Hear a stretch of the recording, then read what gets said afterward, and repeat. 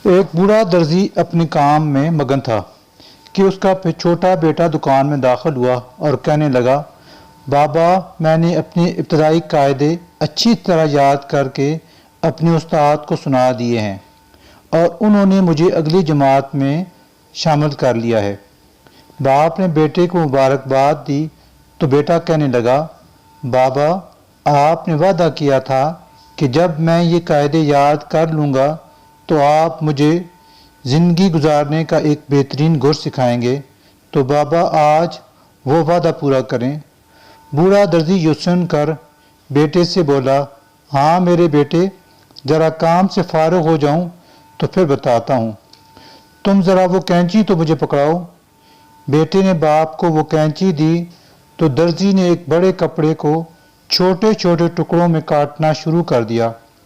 काटने के बाद कैंची को ज़मीन पर रखे जूतों में फेंक दिया, फिर सुई उठाई और उसमें धागा डाला और उन टुकड़ों को सीने लगा। टुकड़ों को एक दूसरे के साथ सी कर एक कमीज में बदल दिया और सुई को सर पर बंधे हुए अमामे में लगाकर बच जाने वाले धागे को अपनी जेब में डाल लिया। दर्जी का बेटा ये सब देख रहा था। उसने पूछा, बाबा, आज तो आपने अजीब काम किए हैं जो पहले मैंने कभी नहीं देखे थे। महंगी कैंची को ज़मीन पर जूतों में डाल दिया है और उसके मुकाबले में एक मामूली कीमत की सुई को सर पर अमामा में लगा लिया है।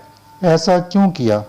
ये सुनकर बाप ने मुस्कुराते हुए कहा, बेटा, मेरे पास वो बड़ा कपड़ा एक ख़ानदान की मानद था जिसको कैंची ने छोटे छोटे टुकड़ों में तब्दील कर दिया, तो समझो कैंची उस शख्स की तरह हुई जो मजबूत रिश्तों में दरारें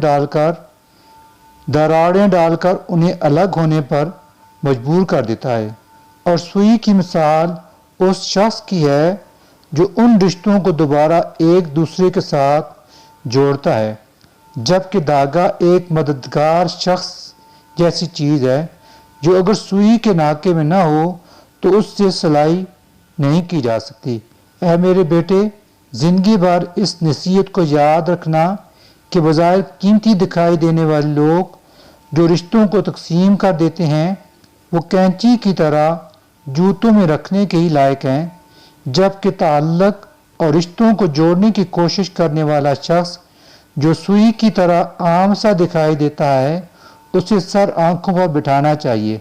आखिरी बात ये कि धागा मैंने जेब में रख लिया था, इससे मुराद कोई भी कदम उठाने जाओ और अहम फैसला करने लगो तो उससे पहले अपने आस पास कोई मददगार ज़रूर रखना।